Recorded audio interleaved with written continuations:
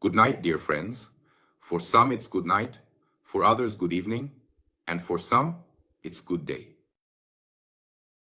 I have titled today's topic as Armenians who created Turkey. Of course, I don't mean myself or Armenians who are still in the army or elsewhere. I am talking about geopolitics. I am talking about the ethnic group. To start today's broadcast, I want to begin with the official census of the Ottoman Empire from 1844. Year. This census was within the borders of modern-day Turkey. Let's refer to the official figures regarding ethnic groups. So, the so-called Turkish Muslims. I note that more than 80% of these Turkish Muslims are Armenian Greek mixed, with a predominance of the Armenian component of Ankara and a predominance of Greek and Anatolian. Local peoples, Koreans, Lydians, and so on, from Ankara to Istanbul. Meanwhile, in Afrakia is modern European Turkey, and Afrakia is modern Eastern Greece. The Armenian component prevailed over the Greek due to the resettlement of Armenian settlers by Byzantine emperors of Armenian origin. That is precisely why we are talking about Turkey today. The official census of the Ottoman Empire conducted by the Ottomans, not by Armenians or Greeks. What do we have? The estimated number of Turkish Muslims is given as 3 million people. 3 million, according to the census. I think this number needs to be increased. You see, I will increase it to 4 million. Based on those analytical articles that I have read, but the Ottomans account for 3 million. Armenians, followers of the Apostolic Church, the Ottomans, account for 2,400,000. That is, they account for 3 million Turks. I approximately accept the figure of 4 million, according to my estimates, and 2,400,000 Armenians of the Apostolic Church. Practically equal groups, right? Think about it. Keep in mind, I repeat once more, that the Turks from Ankara to the borders of modern Armenia, these are essentially the same Armenians who were either voluntarily or forcibly Islamized from the 11th to the 19th centuries.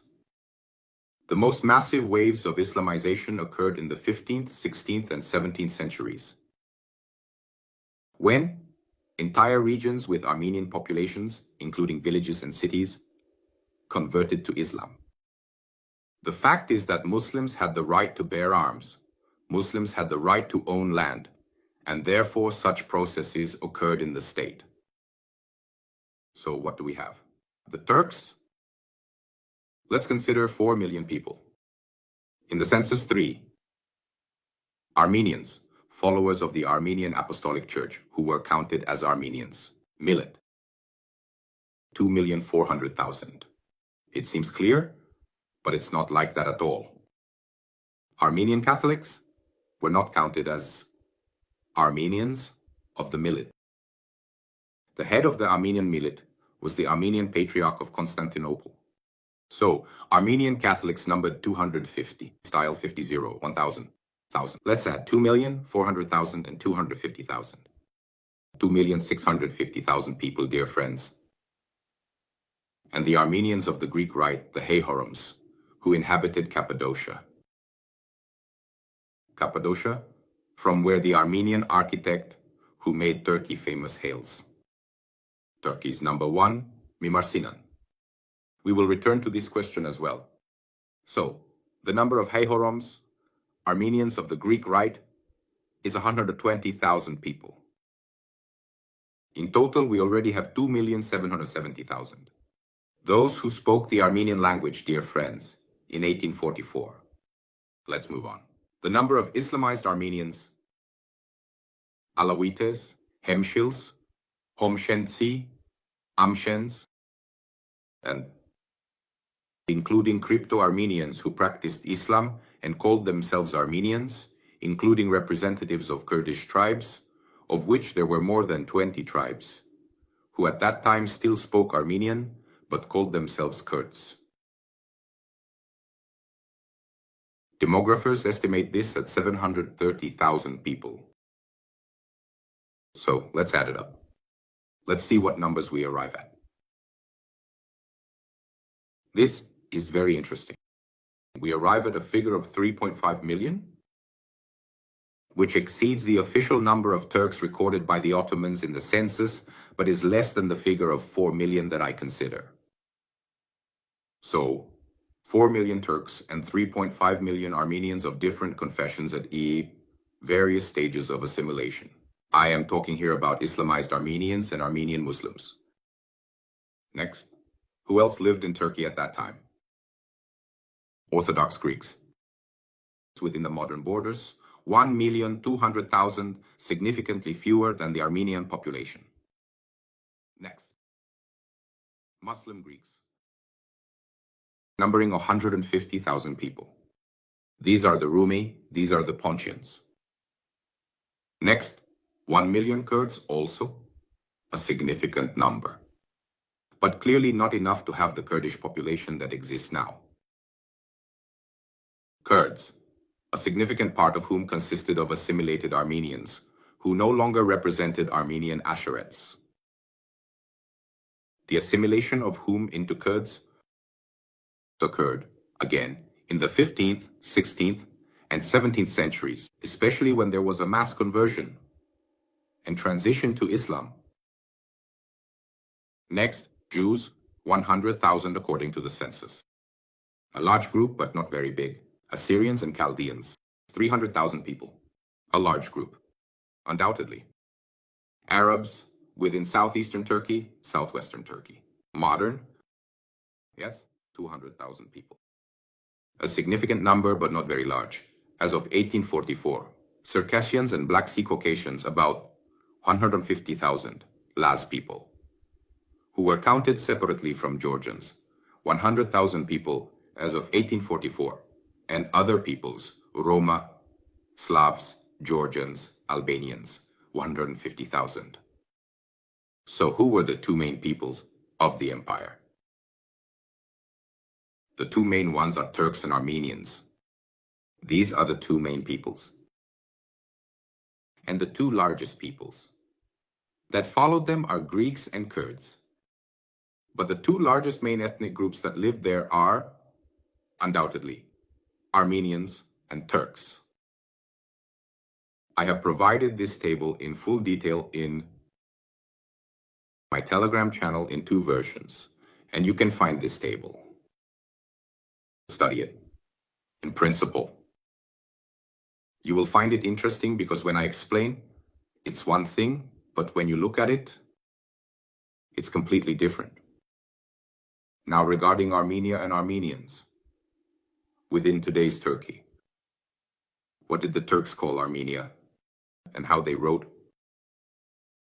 If we take the territory from Sebastia to the borders of modern Armenia, including Erzurum, Ivan on Turkish but not Turkish, then Ottoman. On Ottoman maps, official general staff maps, they are all published, available on the internet. We live in a world now where it's impossible to hide digitized information. These are Ottoman maps. On this entire vast territory, half of Turkey, it is written Ermenistan.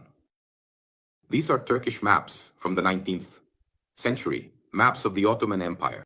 These are not Armenian maps, these are not Greek maps, these are Turkish maps. The territory of Ozeravan, Erzurum, Sebastia, all these territories, it is written Ermenistan. These are official Turkish maps. How can this be? Why is it not like this now? We understand why it is not like this now and why all of this is denied. The fact is that the main maps that describe the Ottoman territories of Turkey were compiled at the beginning of the 19th century by order of the Ottoman statesman Mehmed Emin Rauf Pasha an official order exists. There exists one of the prominent leaders of Turkey at that time, Mehmed Emin Rauf Pasha. And in 1802 and 1803, these maps were created. They are known to the global scientific community as the Atlas of Rauf. Can you imagine? The Ottomans wrote Armenistan. That's how it is, dear friends. Therefore, what is important about these maps is that they were developed by Ottoman, Turkish cartographers, not Armenians. Next, let's turn to the map of the General Staff of the Ottoman Empire. At that time, there was the Ministry of War, an official structure of the Ottoman Empire. And there is a map from 1877, dear friends. What is written on this map? Armenistan. Across all of Eastern Turkey, which is now called Eastern Anatolia. The name is absolutely brilliant. Anatolia translates to East.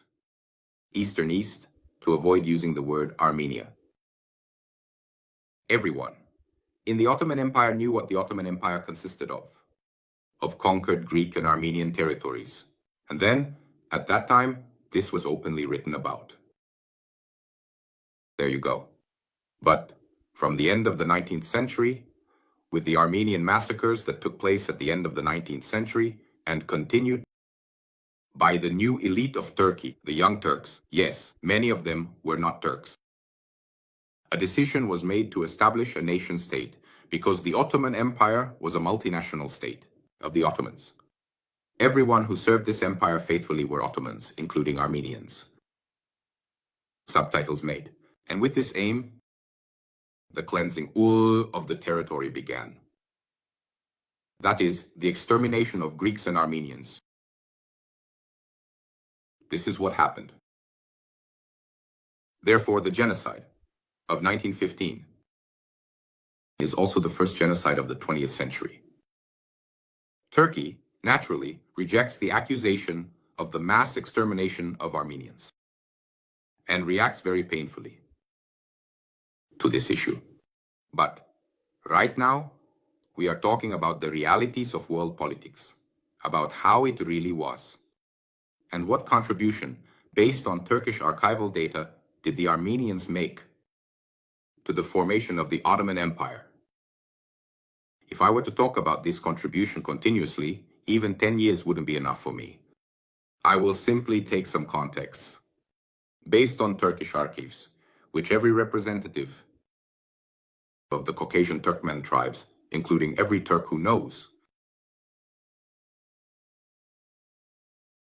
the Russian language, can verify. There are no secrets here. All this data is still available in Turkish information databases, dear friends. Armenians were essentially the elite titular nation within the Ottoman state, and they helped create this Ottoman state. They laid the foundations of architecture, medicine, linguistics, economics, art, diplomacy, and civil service. The Armenian influence is so profound that it is fair, completely, and you will agree with me to assert that modern Turkey has entirely grown on an Armenian foundation. There you go.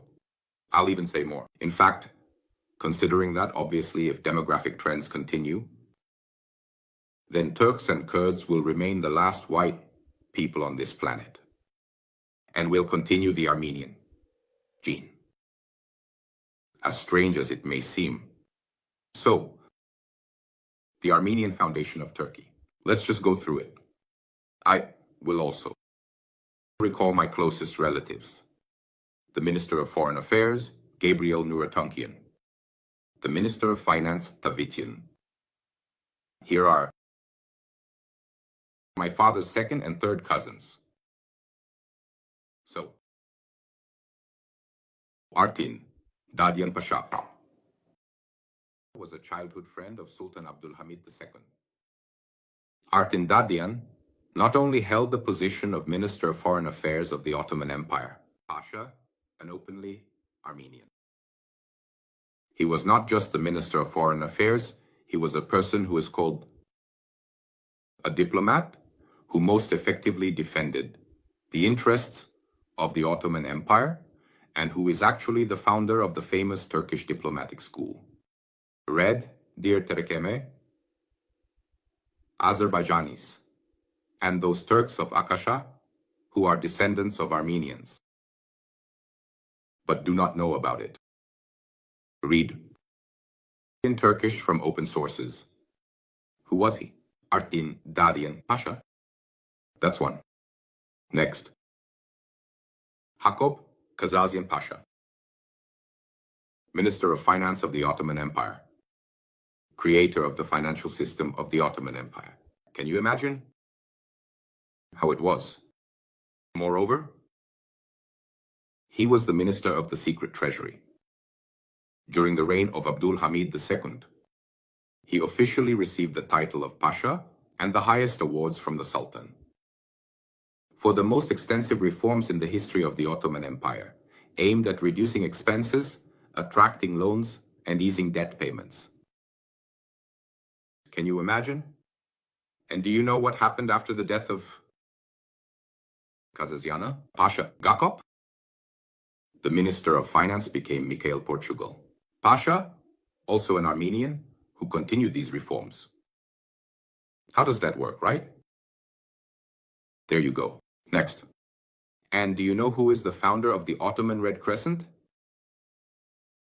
Peshtimalchan Pasha. Can you imagine? Also an Armenian. He held the position of chief advisor to the imperial palace of Abdul Hamid for the longest time.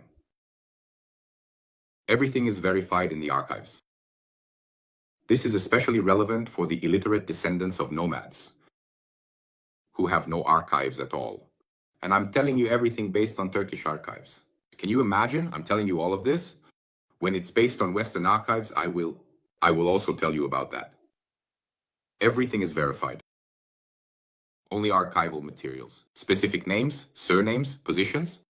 It's impossible to invent who was a minister and their contribution, you understand? All these ministers are listed. Let's move on. Kazazartin, Amirbedzan, established the first hospital in Turkey and led its construction. The first hospital, the first medical school, Artin Amirbedzan. This is medicine. I spoke about politics. In politics, you know, I recently looked at a list of more than 800 names of senior leaders of Turkey, military and political, Armenians. This was the case before the Young Turks from Salonika came to power. Before the Young Turks arrived from the city of Salonika, whom the Armenians helped to come to power, and who organized the Armenian genocide. Let's continue to look further. And do you know who founded the School of Urology and the first urology department in the Ottoman Empire? Do you think it was a nomad from Central Anatolia? No. It was Nafilian, Anton Pasha. Check the archives to see who he was. In 1870, Nafilian Anton Pasha was appointed as the chief physician and the first surgeon of the military hospital of Haydar Pasha. I'll tell you more.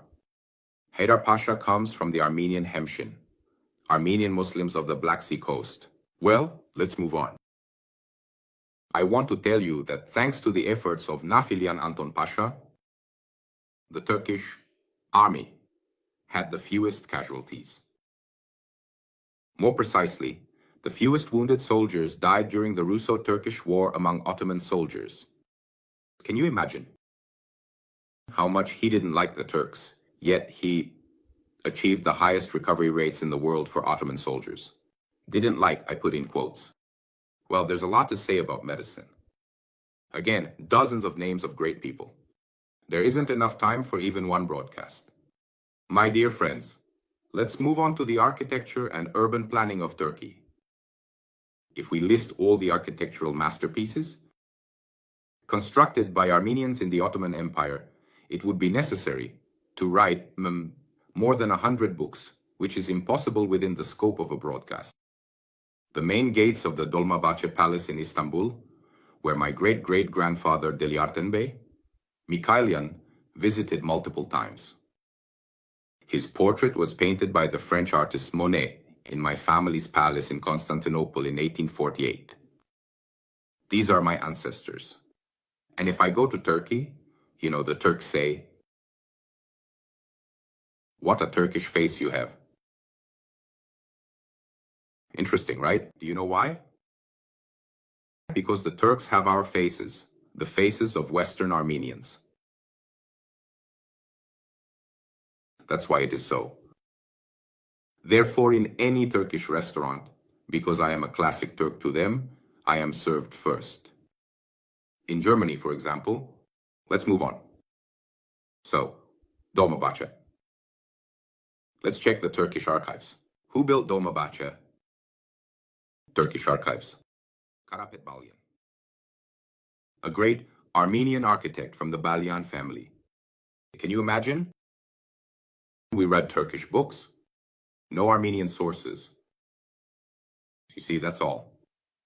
I refer you to look at Turkish sources. This is especially useful for the descendants of Turkmens and Armenian Muslims, who now call themselves Azerbaijanis. And wouldn't you like to look at the maps printed in the Vatican, which show Armenian villages that were Islamized in Azerbaijan? Yes, there were also those who independently adopted Islam. You would be surprised at how many people in modern Azerbaijan are genetically Armenian. So things are not very simple there either. So Dolmabahce, the Dolmabahce Palace, the largest in Turkey, dear friends.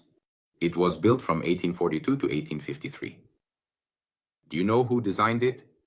Karapet Balyan.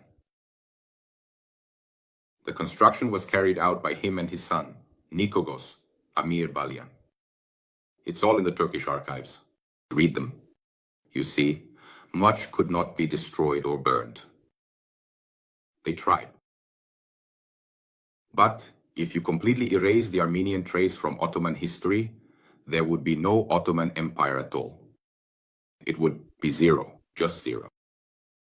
Moving on. This is an outstanding palace of world-class level. It combines Baroque, Rococo, and Neoclassicism. Do you know what area it covers? 45,000 square meters.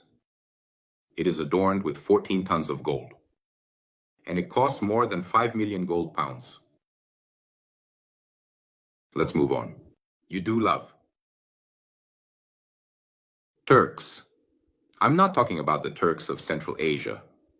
They have nothing to do with these stories in a good way. I'm talking about the Turks of the Caucasus. You admire Constantinople, Istanbul, the Ortaköy Mosque which you visit. Do you know who built it? Read the Turkish archives? In 1853, Ortaköy was built by someone named Balyan. Yes. It looks, the mosque, like an exquisite palace. Minarets of white marble, large windows reflecting the Bosphorus. This mosque, do you know who painted it the most? This mosque? The great Armenian marine artist, Ayvazovsky, whose paintings adorn Comrade Erdogan's office. That's right. Next, there is the city of Edirne. Edirne. Correct. Yes? In Thrace, not far from Istanbul, Constantinople. Istanbul is also a Greek word. Read up on it. Comrades, geniuses in quotes. The Selimiye Mosque. This is the pinnacle of Mimar Sinan's work. I'll tell you right away why Mimar Sinan is Armenian and not Greek or anyone else. There is a preserved petition from Mimar Sinan to the Turkish Sultan requesting protection for his Armenian relatives who were being evicted from Kayseri. Yes, he is originally from Kayseri, where lived Armenians of the Apostolic Church, believers, and Armenians who believed in the Greek Church. There you go. So it has been preserved. Can you imagine? Regarding Open the Archives. Go to the available archives and read what is written there. The Selimiye Mosque is the pinnacle of Mimar Sinan's creativity. Aren't you proud of this as Turkish architecture? Well, Turkish architecture, specifically Turkic, is the architecture of tents and barns for. Just saying, well, that's just so you understand. You know that the mosque, Selimiye, is the main masterpiece, one of Islamic architecture. Read the Turkish archives, my illiterate ones. I'm speaking to those who don't know this. The origin, mosques, and Meymara. Sinan, it was of course hushed up. In the 1940s in Turkey, even Sinan's skull was exhumed to prove his Turkic origin. You understand, right? Brilliant. But the archival documents. And then it turned out, when they measured Sinan's skull, that it belonged to an Armenoid. And the skull immediately disappeared after that. Thank you. That's why there is no head in Sinan's tomb. Do you understand the situation? This is what a fake state is. When they made it, there is hardware in the computer and software. So, the Armenians' hardware had their software changed. This is modern Turkey, just so you understand. For many Armenians, this is very difficult to comprehend. That modern Turkey is Armenia. With a different language, which was created by Armenians, I will talk about this. In a modern form like the alphabet, and with a different Islamic content, not Armenian. But once Armenians had different content, dear Armenians. Armenians believed in their own gods. For example, in Aramazd and Anahit. And now they believe in our Lord Jesus Christ. The hardware remained the same, the software changed, dear friends. The Süleymaniye Mosque, which is visited by all, admiring Muslims from all over the world. The largest religious building in Istanbul, built by Mimar Sinan between 1550-1557, dear friends. Besides the mosque, the complex includes a madrasa, library, observatory, hospital, kitchens, shops, and a hammam. The history of Turkey continues, all according to Turkish archives. Medresinger, minaret in Konya. This is a masterpiece of Seljuk architecture. Who built it? A masterpiece of Seljuk architecture according to Turkish archives, by the Armenian architect Gallust in 1251. Can you imagine? Before him, this madrasa, before Gallust the Armenian, where the Turks learned Islam, the Turks, right? The education took place in tents. Well, it makes sense, doesn't it? In the same place where I recently published photos, representatives of the Karapapak Tarekeme lived until recently. In the territory of the eastern part of the Armenian highlands. It was Gallust who founded the architectural style that was later called Seljuk. Read not Armenian sources, read World Science. It's all written there. Next. The Armenians from the Balyan family. What else built practically the entire Istanbul, which you are proud of and which should be a source of pride for? Humanity? The Beylerbey Palace, Yildiz Palace, Siragan Palace, barracks, churches, bridges, the mint, dams, buildings of the Istanbul Technical University. Armenian architects literally built the entire Istanbul. In 2014, 11 years ago, in the Turkish Museum of Architecture, can you imagine, an online exhibition was opened dedicated to Armenians. It was called as such, as the creators of palaces and key buildings of the Ottoman Empire. Can you imagine? It was organized by Turks, not Armenians. Yes, that's how it happens. Let's move on. And who is this? Akop? Martayan Akop Delyachar? This is an Armenian linguist who invented and proposed the surname Ataturk. Read Turkish sources. He is the creator of the Turkish alphabet in Latin script. That's how it's written in Turkish sources. The creator of the Turkish alphabet in Latin script. Do you know why? Because the first Turkish books were printed using the Armenian alphabet. That is, the alphabet was Armenian, but the language was Turkish. And then he created the Turkish one. Then there was Arabic, simultaneously with Armenian, and he created it in Latin script. This is all Turkish history, written by Turks, which I am telling you about now. I repeat once more, for the less educated. Hagop Martayan Hagop Dilachar, an Armenian linguist who proposed the surname Ataturk, creator of the Turkish alphabet in Latin script, leader of the main and only language reform of the 1930s, was fluent in 27 languages. Moving on. And who was Bedros Kerestesian? Dear friends, read Turkish history. The author of the first comprehensive Turkish dictionary, the year 1891. I suggest to the less educated and the clueless to find the first Turkish comprehensive dictionary, the year 1891. Read who wrote it, and you will see that it was Bedros Kerestesian. Can you imagine? And you know what happens when you meet with the less educated Armenians influenced by Soviet power. You still manage to talk about something.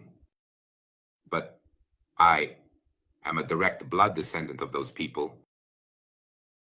who owned palaces in Constantinople, who created this empire. I am their descendant. And I know all of this. Unlike those who were attempted to be made into a new people. But nothing will work. The Armenian gene will return. I'm talking about Armenians. Let's move on. Did you know that Bedros Kerestesian compiled all the Turkish idioms, all the Turkish proverbs, noted all the grammatical features of the Turkish language, and now in Azerbaijan, all of this is being used? In Azerbaijan, they use the Turkish alphabet in Latin script, which was created by Akop Deliakar, all Armenians. Don't you hate so much? Armenians. Can you imagine how much you use that Armenians have created? Wherever you turn, even when you get into an MRI machine. And it was invented by an Armenian. Read about who invented it. Don't use MRI, probably. Let's move on. And who is Jeremiah Q. Murchin? This is the person who founded the first printing house in Constantinople. The first in the territory of the Ottoman Empire in 1677. Can you imagine? He printed books in the Armenian language, including in Armenian letters in Turkish, in Arabic, and in Hebrew. See how it works? And who is Edgar Manas? Pay attention.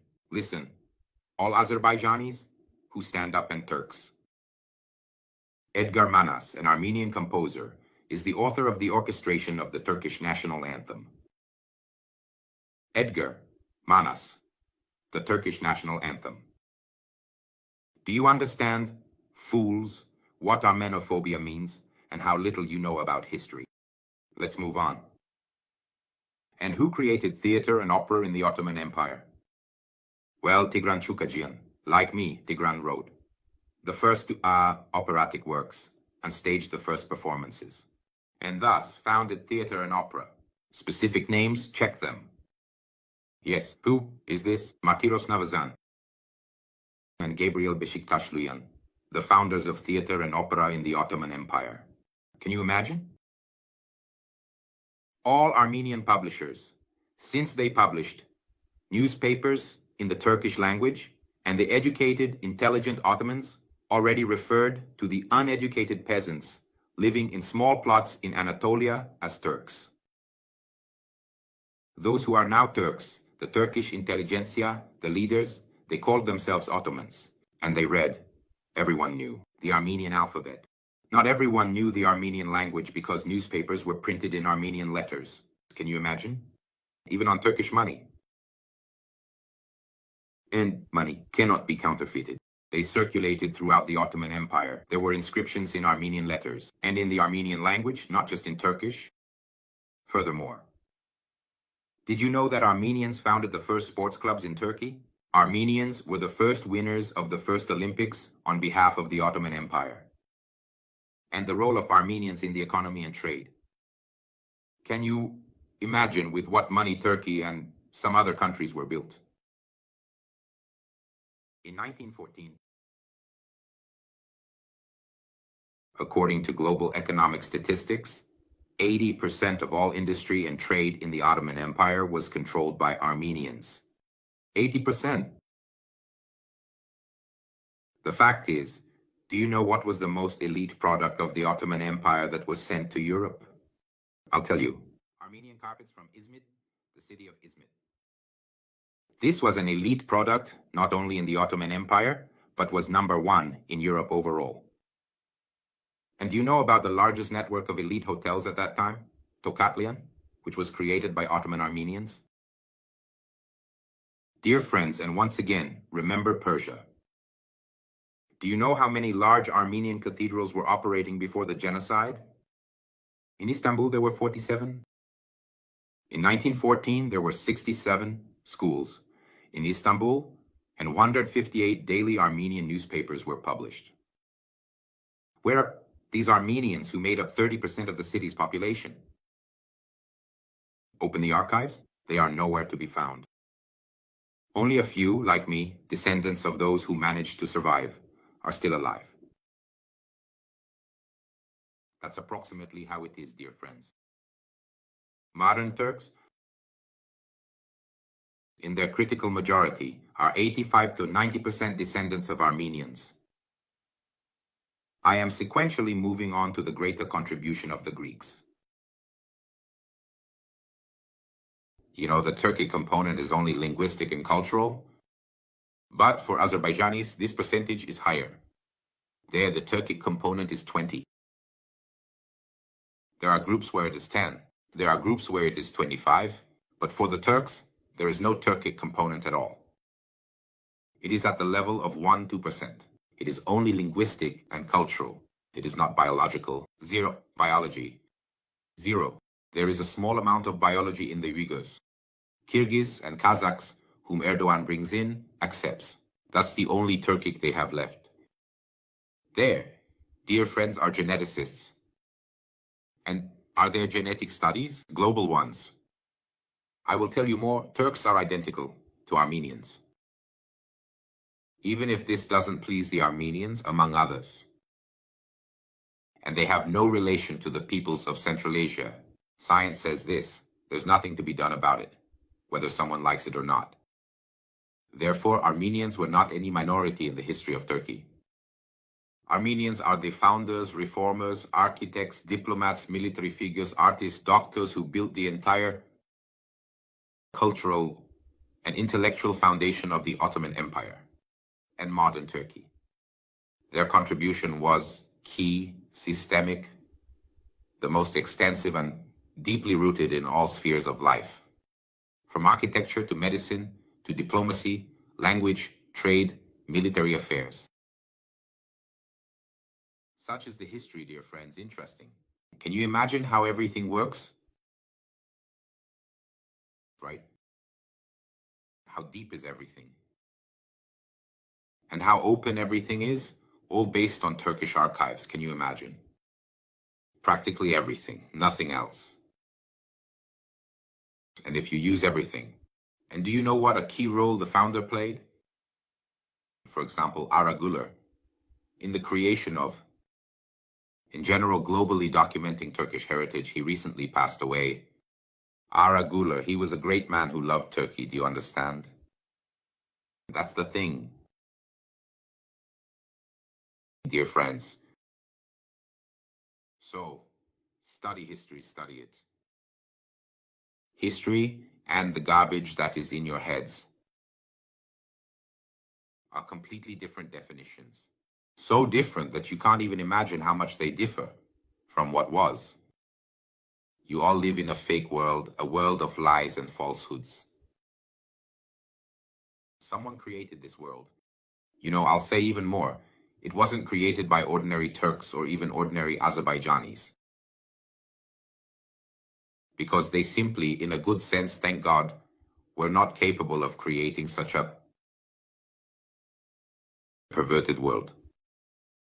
Armenians were killed and robbed. Armenians were destroyed, expelled. That's what happened. Thanks for everything. And this happened with the rise to power of the Young Turks. Then they say, why did Armenians live so well? And then, well, Armenians themselves, these Young Turks, they didn't have military forces. These were quite poor officers, without money, without support, from the Greek city of Thessaloniki. That's how it is, dear friends. The fact is, do you know how the Turks recorded music? With Armenian kazis, notes. And do you know who invented them specifically for the Turks? Separate kazis. Read the Turkish archives, right? An Armenian composer and musicologist who lived at the end of the 18th and the beginning of the 19th century. There you go.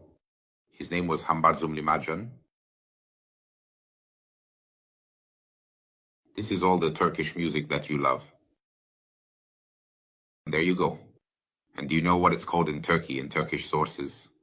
I highly recommend the less educated to read. It's a Turkish term. Gambartsum Natasi. Can you imagine? Right? Hambarzum's notes. It's a scientific term among the Turks. Yes. Where can you go with this? Nowhere.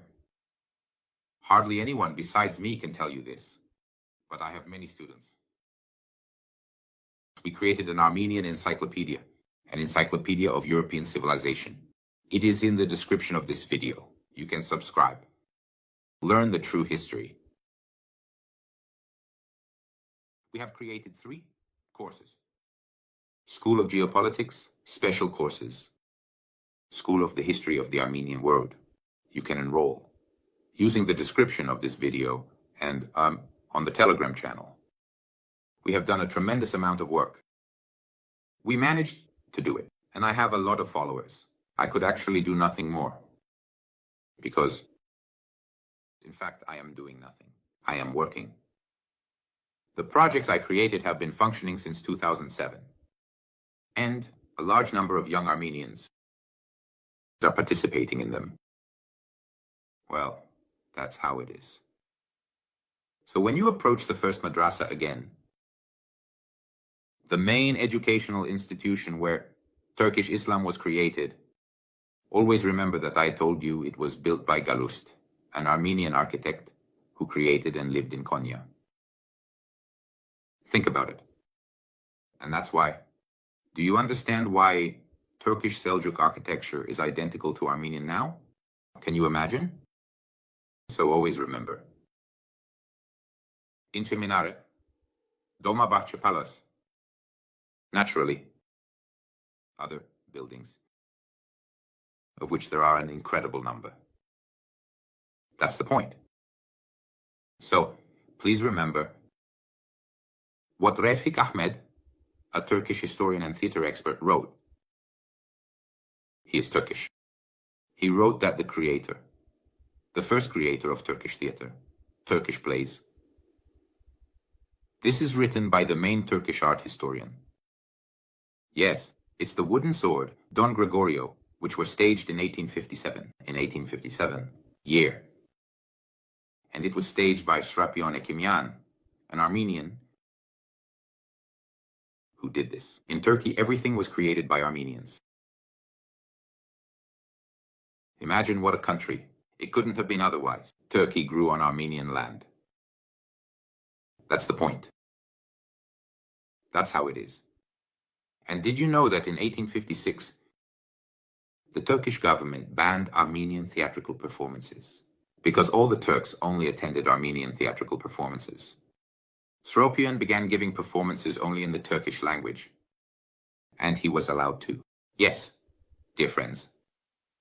Yes, that's how things are.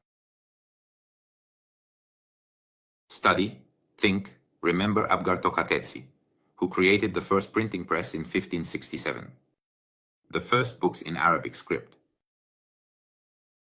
and in the Armenian language, which Turks could read because they were written in Turkish, were there.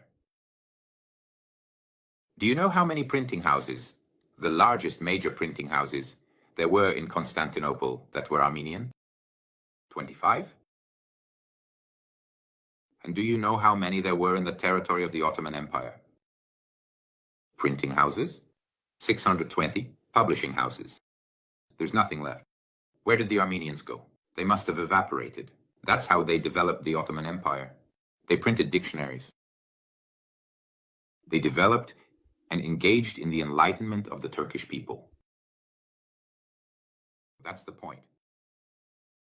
Dear friends, that's the kind of history Turkey has, just so you understand. The authority of Armenian doctors was so high, they made up the majority of doctors in the Ottoman Empire, that they received the highest orders and awards of the Ottoman Empire. They held the highest positions in politics, military Armenian doctors.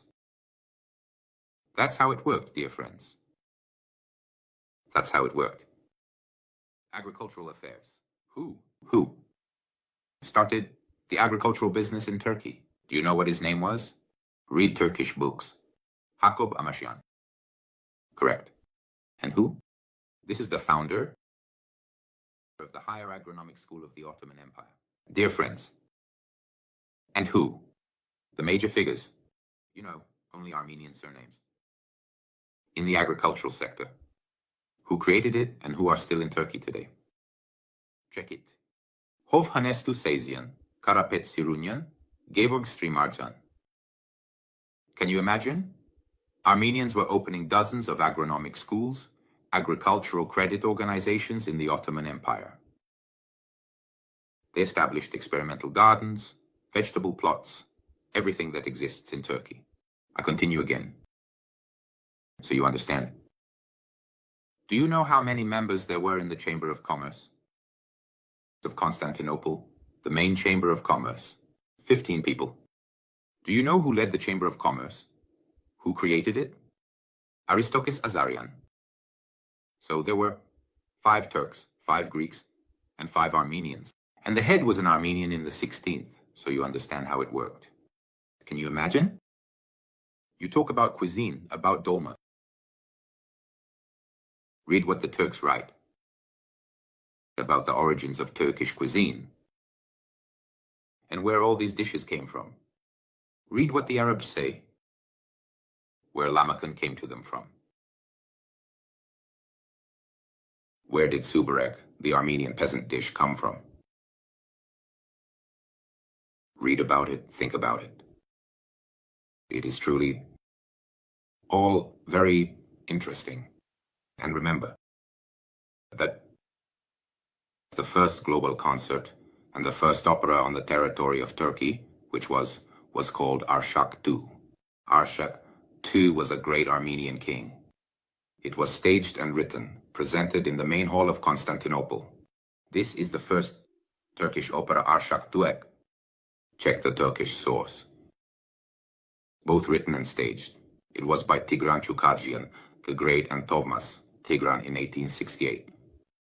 Thus Turkey, the Ottoman Empire, was introduced to music. By the way, did you know this is the first opera in the East? In the entire Middle East with its great culture. Interesting, isn't it?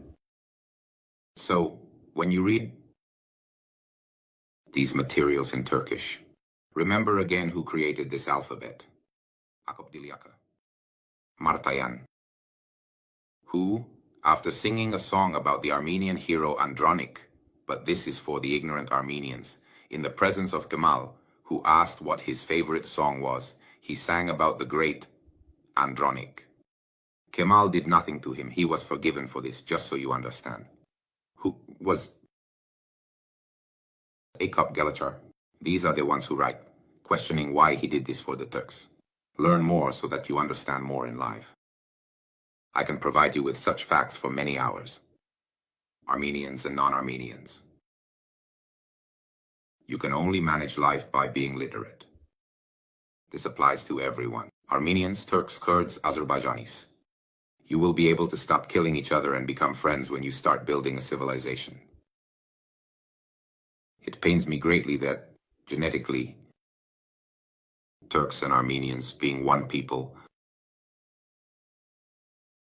are in a state of severe confrontation, and Turkey views Armenia as the main enemy. The fact is that a significant portion of Azerbaijanis, about 25% Azerbaijanis from most of Nakhchivan, Ayrum Azerbaijanis, Absheron Azerbaijanis, who were formerly Armenians, later became Tats after Islamization, and only a part of the Armenian Tats remained Christians, and then became Azerbaijanis. Azerbaijanis of Shirvan, who are Armenians. What is happening is hostility.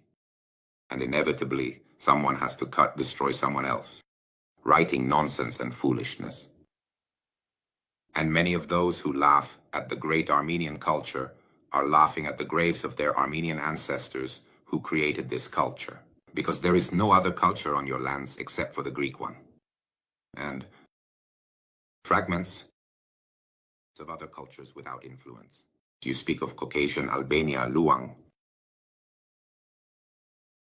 And thanks to what was this state created? Caucasian Albania. Who brought civilization there? Who was the elite there? What faith were the Albanians? Who united these 26 diverse tribes? Yes, dear friends, that's how it works.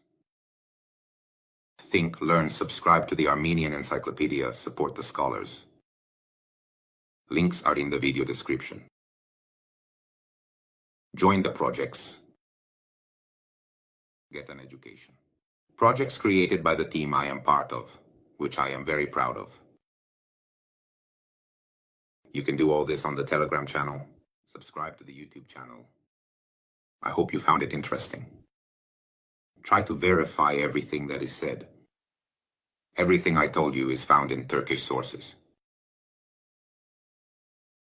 Once again, thank you very much for watching me, and soon we will reach the milestone of 100,000. The world presented to us is largely deceitful and distorted. This is the worst that can be. And the forces that pit nations against each other do so to control these nations. And this includes Turks, Armenians, Kurds, and Azerbaijanis. That's it. Therefore, get an education, so that you are not controlled. Thank you, and all the best. Thank you.